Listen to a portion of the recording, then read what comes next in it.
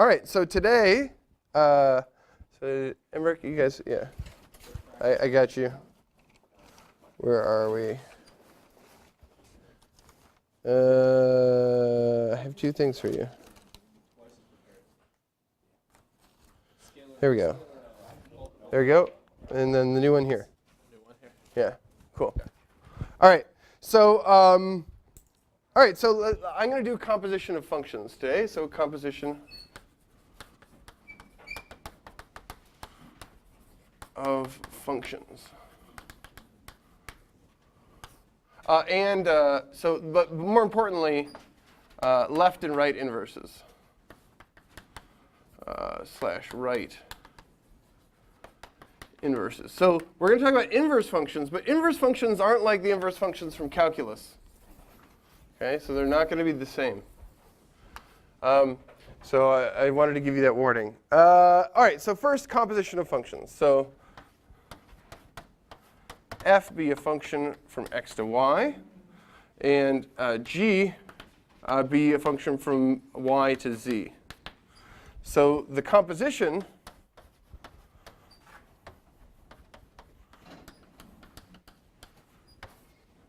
of f and g is the function. So we first do f, and then we do g. It's a function from x. It goes to y through f, and then goes to g, right? Is this function defined by, well, the usual thing. So g composed with f of x is equal to g of f of x. Okay, so that's the composition of two functions, and this is how we define them. Okay, so cool. All right, so what I want to talk about is so let me give you a fact, or an exercise. So it's not so this is something that you can check, is that composition is associative. So this means that if you do f composed with g composed with h, right, then if I were to compose these two functions, that's the same thing as if I were going to compose them and then do this. Okay, so this is the function. Okay, and so let me also recall the following. So I just want to recall a special function that I'm going to be using for future reference. Okay, so recall if S is a set, we have this function S, or sorry, the identity here. So this is the identity function.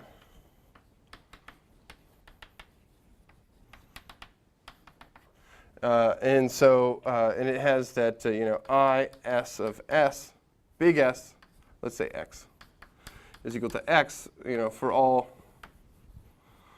x in S.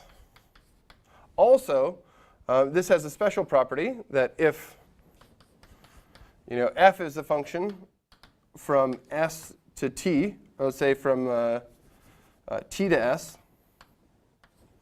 then I can take f and I can compose it with the identity, right? This is just the same thing as f, okay? And if I wanted to be able to do another thing. So if I have a function from, let's say, g from s to, I don't know, t prime, right? Then I could take the identity on s, compose it with g, and I would get just g back. So it's like if I act as the identity function, right? If I compose the function, I'm just going to get this one. So this is a left identity. It's also a right identity here. Okay, so that's some stupid facts about the identity function that I wanted. T prime, yeah. So T prime, or I don't know. We could have called this R.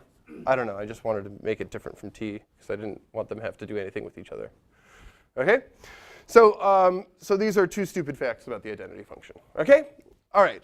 So I want to give you, I want to tell you some facts about injective and surjective functions.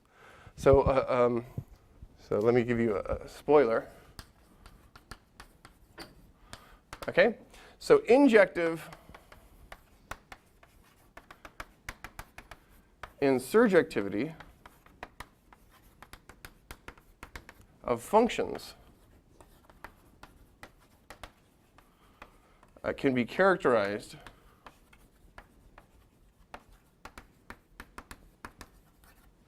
in terms of, I'm going to say some words, left and right inverses. Okay, and so let's draw some pictures. Okay, so I'm going to start by drawing some pictures. So what we're going to do is we're going to take an injective function, right? And then I'm going to cook up another function that undoes it in a certain way. Okay, so let's take x, and let's take it to be, these 3 dots here. Okay, and we'll take y, and we'll have it be, we'll have it be 4 dots. Okay, and I'm just going to draw a random function here. So this one goes here, this one goes here, and then this one goes here. So f here, this is a function f. So f is an injective. So f is an injective function here. So f goes from x to y. Okay, so given this f,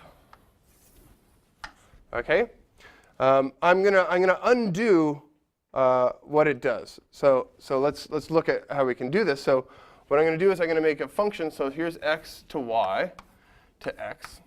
Okay, so we have 1, 2, 3. And I'm just going to copy down the same function here. Right? 1, 2, well, we had 3 here. 3, 4. Okay, and then we'll just do x again. Okay, so what I'm going to do here is I'll just copy down this function again here. Okay, and now I'm going to make a function. So we're going to make a function. Let's call it g from y to x that undoes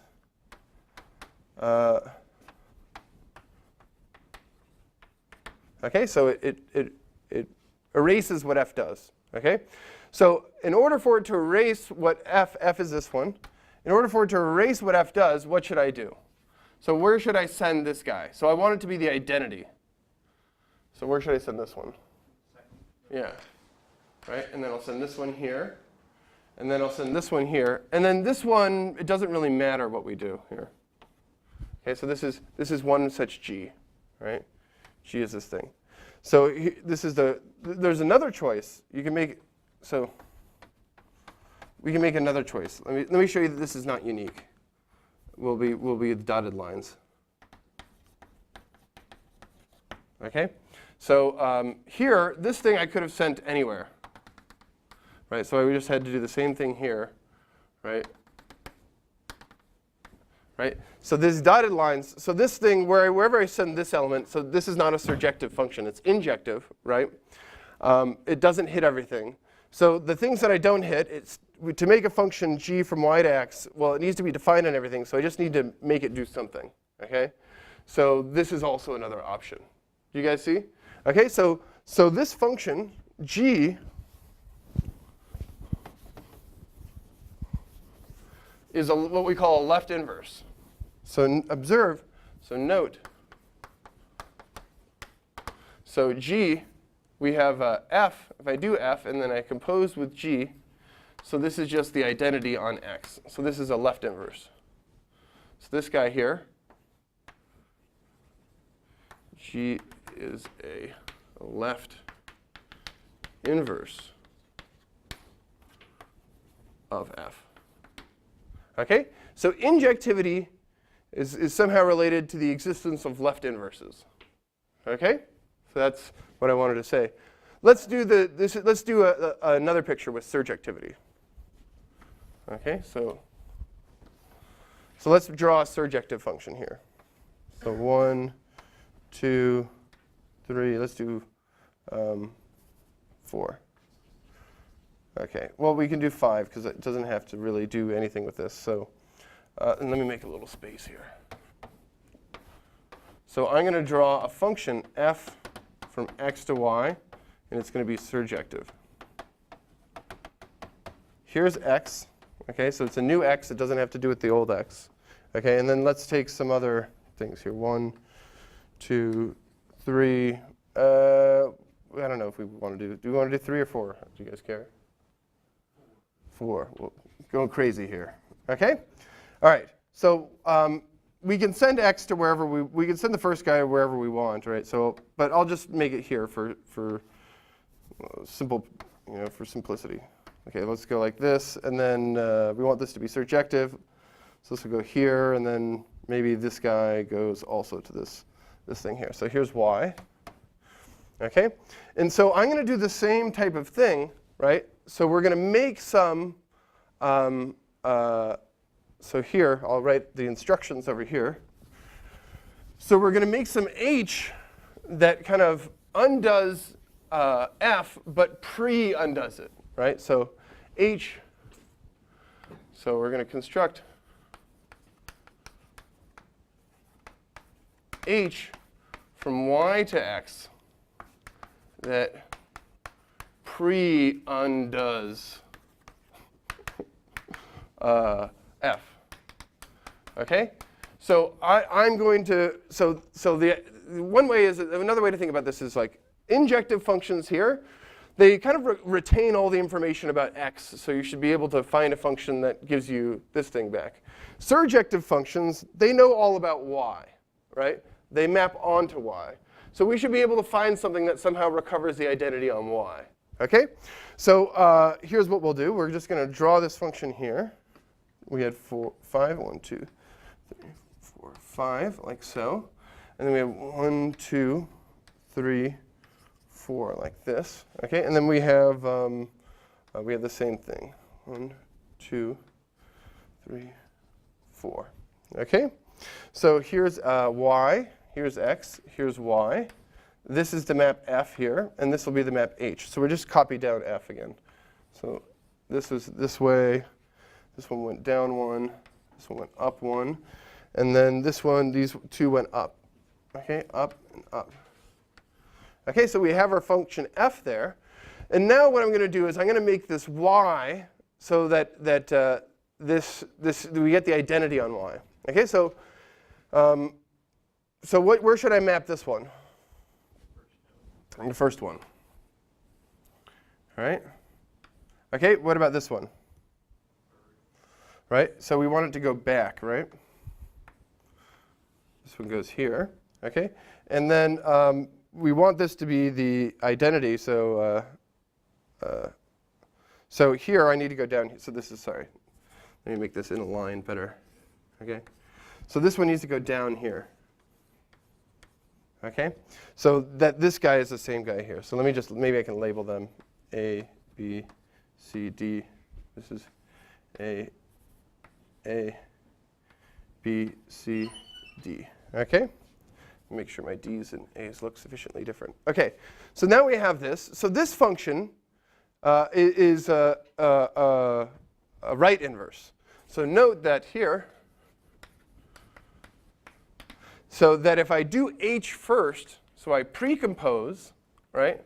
So I'm going to pre-undo this, and then I apply f. This is equal to the identity on y. OK? So this is called a right inverse. This is a right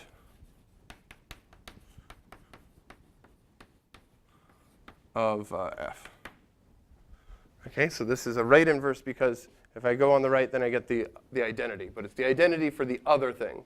So notice, again, that surjective functions, right, they're about the codomain. You have all the information about the codomain, so you get a right inverse.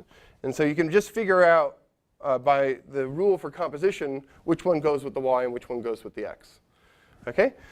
So so that's what this is what we have. Oh, note that this is not unique as well. Let's see.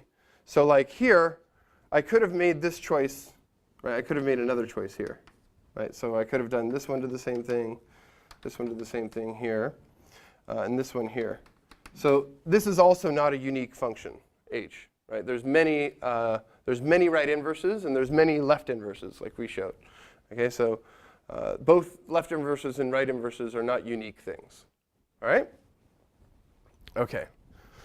So so now we see that left inverses are somehow associated with injectivity. Well, you can see from this we could guess that if you have an injective function, it has a left inverse. You could also guess that if you have a surjective function, it has a right inverse. Okay? But the converse is also true. Okay? So let me state a theorem now. So theorem. Okay? So a function. So if, let's see, I'll state 4 things. So these are the things that we kind of said heuristically. So if f is injective, it has a left inverse. Okay, the other thing that was suggested by these pictures is that if f is surjective,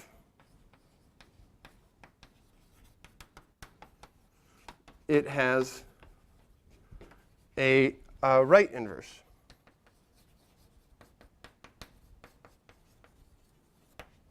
Okay? The other thing that was suggested by these examples is the following, that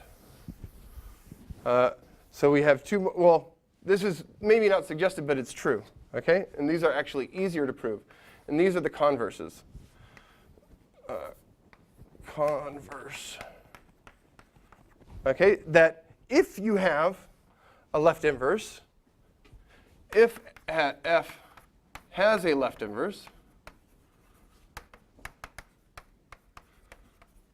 then f is surjective, or sorry, injective.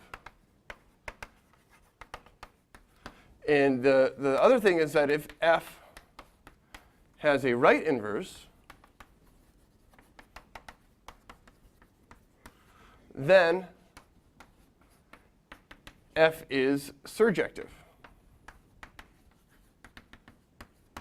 Okay? So this is what's interesting is that, okay, so you get both ways. So this is a very nice characterization, and it's extremely, extremely useful for doing proofs. Okay? Is this that if you have an injective function, right, then you can, or if you have a left inverse, then you can prove something's injective, but you can also use that to your advantage in proofs. Okay? So let me show you, let me prove one of these, and then I'm going to have you guys prove some other ones in the example. The proofs of these are harder than the proofs of those. Yeah? So like, you have certain functions that always have a left inverse, but might or might not have a right inverse, like matrix multiplication, something like that. You know that they're always injective. So yeah, if you have a left inverse, then it's always injective. Yeah, always. Okay, so if you have like matrices of non-zero determinants, then they would be injective functions? Yeah, for sure. Okay. They're actually bijective functions, but the block things are a little different. Yeah. For bijective functions, are the right inverse and left inverse the same? Or Yeah, that's something we can prove. I'll prove that. Since you brought that up, I'll prove that right after I do this. Okay. So let me prove one of these things for you. So these are harder. These things involve something called the axiom of choice. Okay. So we're not going to talk about that right now. Let me prove one of these, and then you guys will prove the other one in the example. So the proof of, and then I forget which one I did for the other class. So proof of 4. Okay. So let's do 3 actually. Let's do 3 because that's what I did for the other class. Proof of 3. Okay. So so suppose. So let f be from x to y, and suppose L y to x is a left inverse. In other words, that we have f composed with L is equal to the identity on x. Okay? Okay, so this is all the hypotheses that we have. These are the givens. Okay? We want to prove that f is injective. So how do I start a proof of injectivity?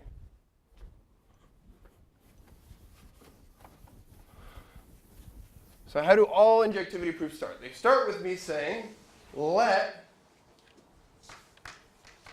A, B be elements of X such that f of A is equal to f of B. Right? That's always how you start with something, the proof of something is injective. Okay? And what do we need to conclude? We need to conclude that A is equal to B. That's the definition of injective. If they have the same output, then the inputs need to be the same. That's the definition of injective. Okay? So applying L to both sides, you get that L of f of A is equal to L of f of B, right? But this thing here, this is equal to A, and this is equal to B, because it's the identity when you compose those two. Okay, so A is equal to B, and hence the function is injective.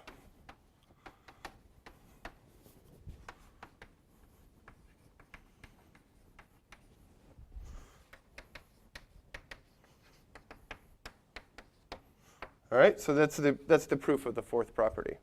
Okay, or the third property. The proof of the fourth property is kind of similar. You set let f be a thing, and then you suppose that there's a right inverse, and then you say what you'd say at the beginning of every definition of surjectivity, right? So that means that you need to show for every output that there exists an input, right, such that f of that input is equal to your desired output. All right? Well, you just take R of your desired output, and that's going to be your desired input. That's the idea. Okay? So that's the same thing. So it's a similar thing. You just do what do what must be done, right? It's like you have to. There's only one thing you can really do, right? And that's if you just follow the definitions, it'll lead you to the proof. Okay. So I'm going to postpone those. Okay. And then let's do your comment there. And then I'm going to do examples. Okay. Then I'm going to do some examples to kind of hammer these things in. Okay. So let me make a statement. So theorem. So let's say the following are equivalent.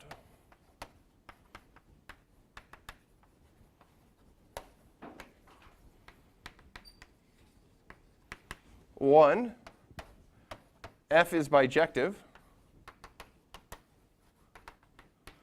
And two, f has a left inverse and a right inverse.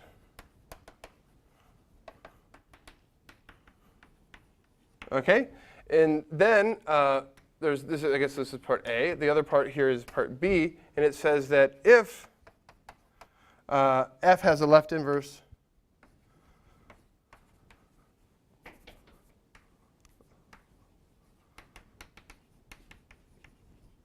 and right inverse,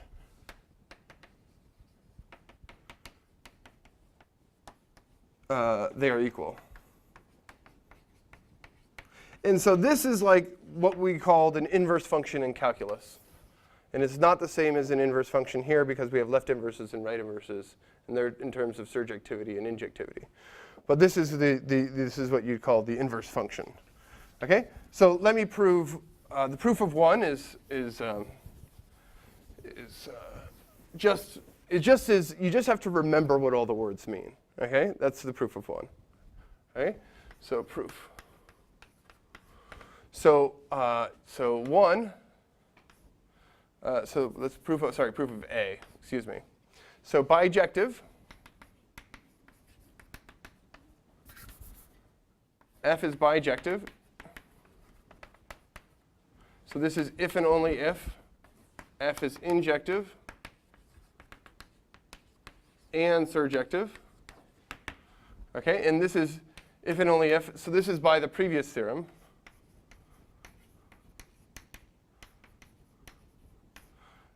F has a left inverse and f has a right inverse.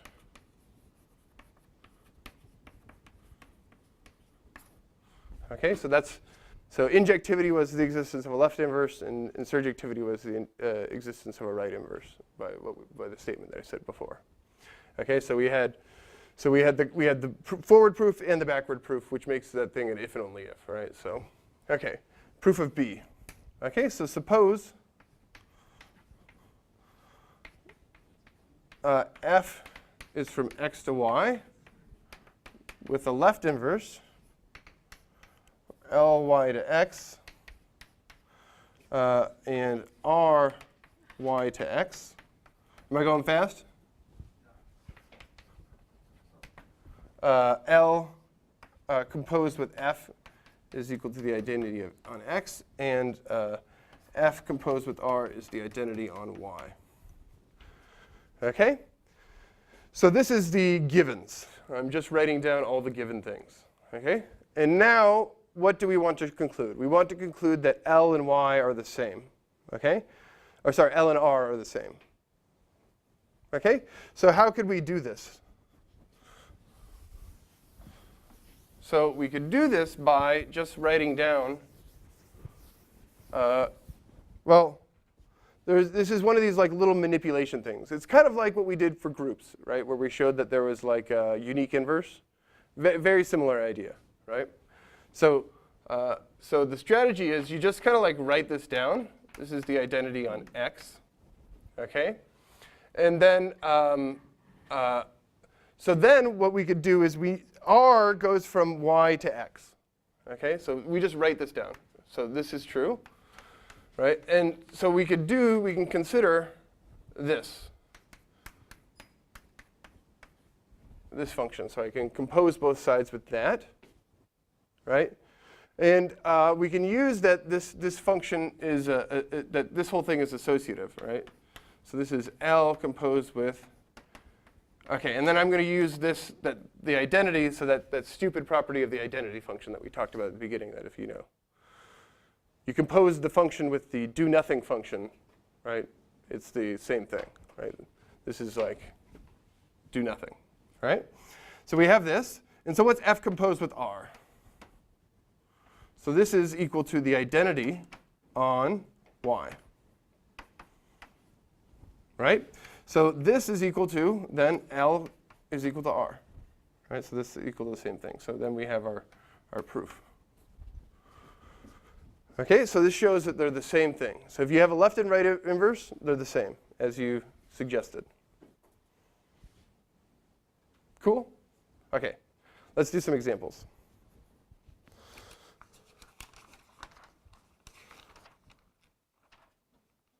All right, so let's take an injective function. So like what I did is I just kind of like wrote down the first injective function that I could think of, right?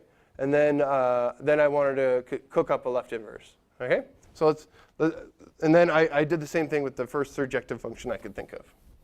And then we'll cook up a right inverse. So let's do some examples.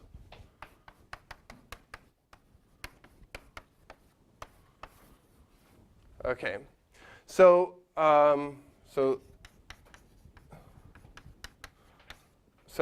this is me writing down the first injective function I can think of. So let f be from the natural numbers to the natural numbers, defined by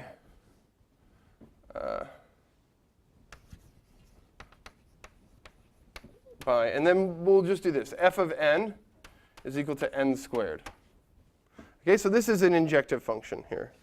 So like, let me draw the graph of this. This looks like this, but so it should be maybe steep. So this is 1 to 1, but it should be like this. Okay, so here's your inputs, here are your outputs, right? This is like 1. This should be 4. This should be 9. This is 1, 2, 3. Okay, and so these are the natural numbers. So this is the picture of what's going on. So you can see that this thing's injective. Okay, so but let's just prove that it's injective. So this function's injective. So proof of injectivity.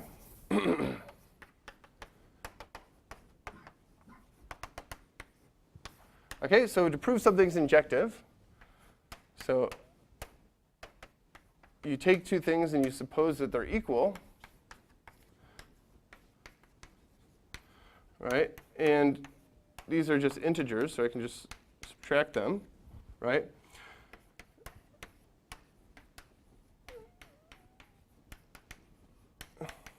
Okay, and so since Z is an integral domain,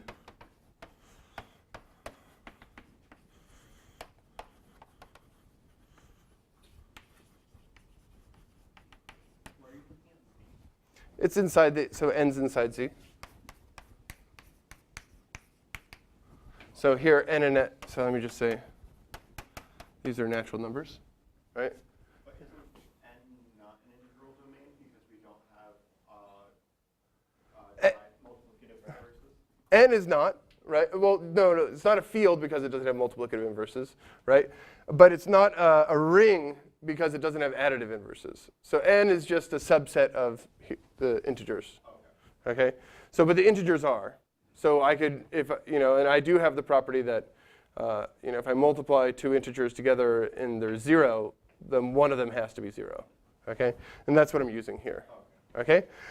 Since this is an integral domain, we have that this thing is equal to 0, or, okay, we have those two things. Okay? And since, n and m are positive, right, we must have n minus m, n minus m is equal to 0. So this proves injectivity. Okay, so that's the proof of injectivity here. Okay, and then so again, how does the format for a proof of injectivity go? Right. So you start with the two things being equal. So you have two things with potentially different inputs, but they have different outputs. And you conclude that the outputs have to be the same. I just didn't write the last step here where you bring this over to the other side and you say n is equal to m. But we're at a point where I think you guys understand that. Okay? So we have an injective function. So by our theorem,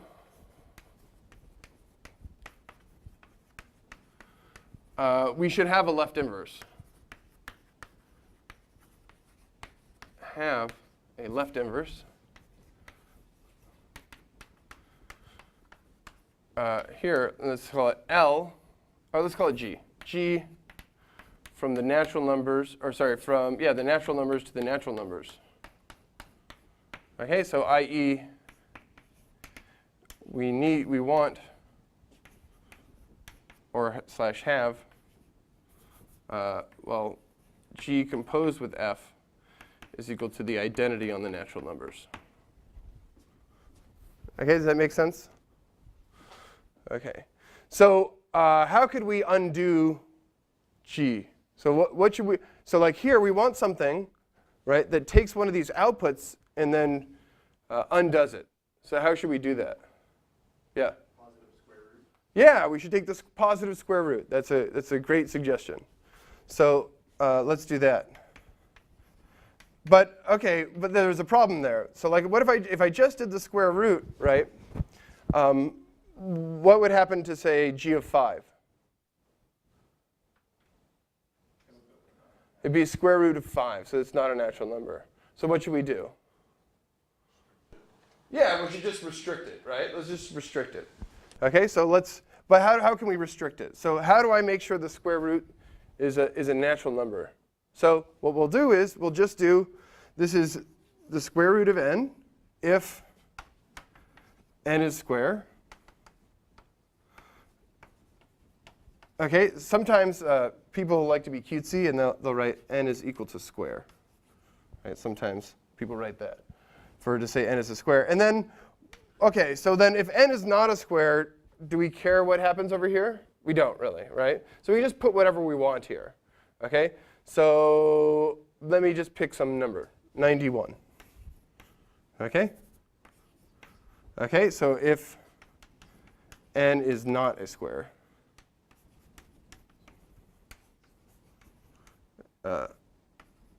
okay, so here, let's look at what this does. So in this example, so we'll have like g of, what's g of 5? Well, g of 5 is 91. G of 4, this is the square root of 4, which is 2. G of 1, well, that's 1. G of 3 is 91, etc. So you guys see how this is working, right?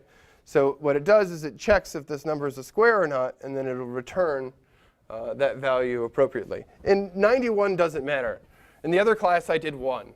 But it doesn't matter what I pick there. It's just junk. It's trash. OK? So all right, so let's check that it's an inverse. So g of f of n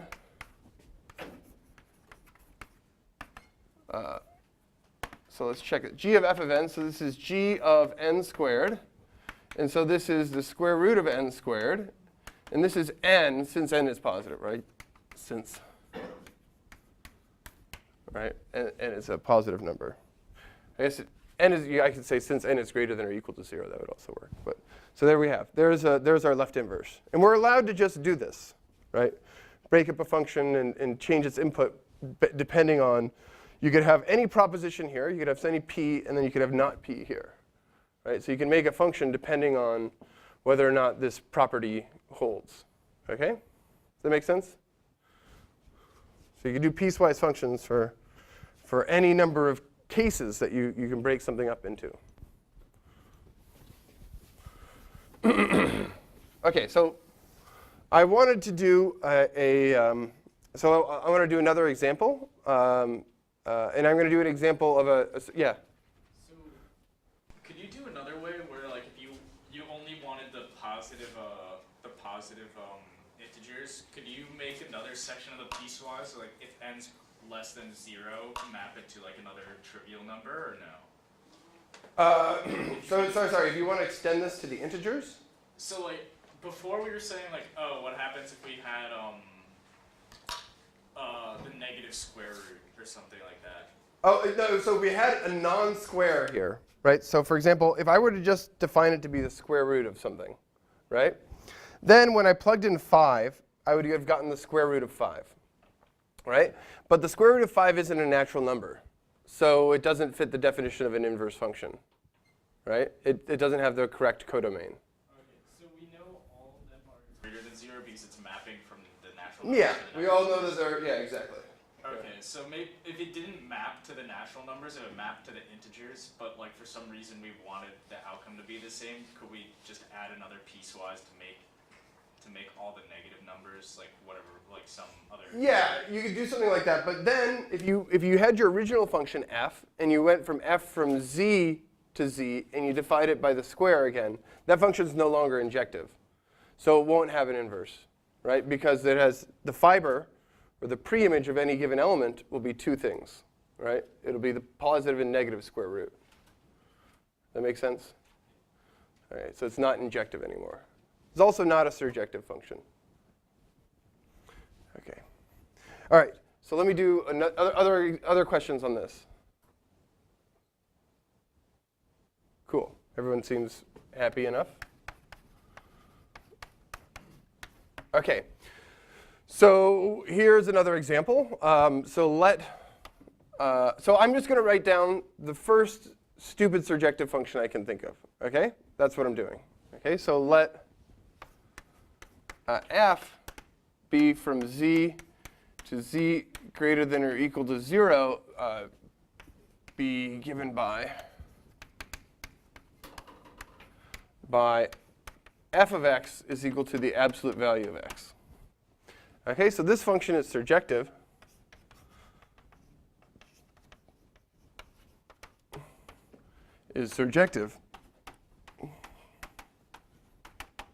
OK, so do I need to explain why this function is surjective?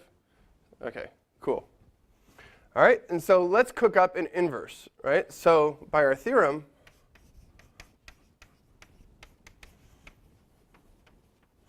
so we will have a left inverse. A right inverse.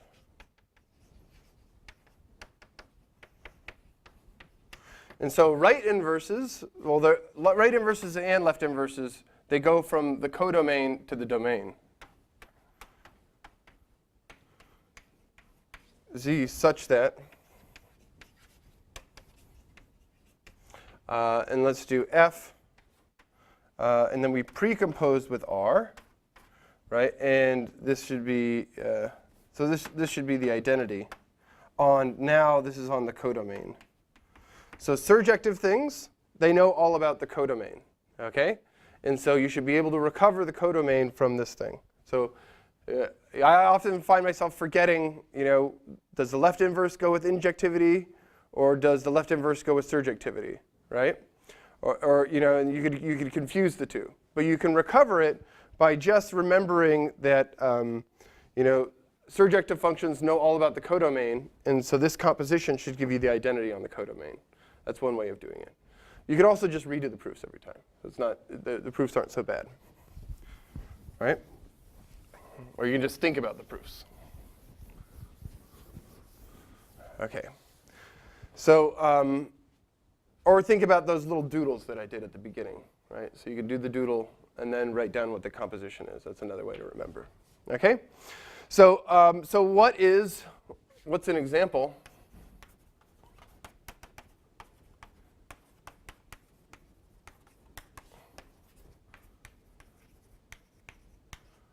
Okay, does anyone have an example?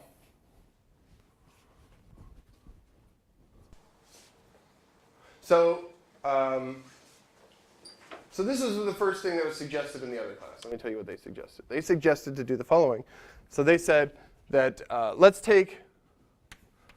let R of y be given by minus y. Okay, so this thing works, right? So note that R, so we do f of R of y, right? So this is, remember, so y here is a non-negative integer, right? So this is the, so this is f of negative y, and so this is the absolute value of negative y, and this is just equal to y. And it's equal to y. We're using, this uses the fact, this step to this step uses the fact that this is a non-negative integer, okay? So that we're not really messing up our sign. So this one works. This is an example. Here's another one. Okay, so let R1 be given by R1 of y is equal to y. So there's just the stupidest function here. So this is what's called an inclusion. So this is a subset of this. And so we just let it be the identity, but it's only on this restricted domain. So this is what's called an inclusion map. It's a restriction of the identity. Okay? So, so this is, so here we have this. And so note that, and we'll just write it down, f of R1 of y. So this is f of y. This is the absolute value of y. And this is equal to y, right? Since we started with the appropriate, let me get out of the way for a second here. There we go. So we have that. We have that y is in z greater than or equal to 0, right? Because of, the absolute value of a positive non-negative integer is just the same thing as the non-negative integer. Okay, cool. Ooh.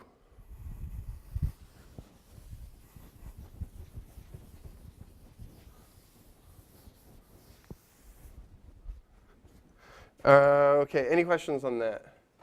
Let me just say what this is, by the way. So R1 is the identity of this restricted to z greater than or equal to 0. So these are called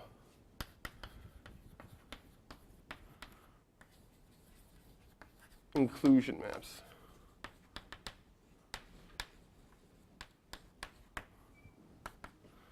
Okay, because anytime you have something that's a subset of something, you can take the identity function and just restrict it. That's a thing. Okay. Okay.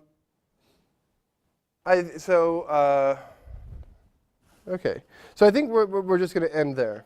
So unless you guys have any more questions, and then we'll talk about the other parts of this and how to use things next time. Yeah. So are kernels inclusion maps?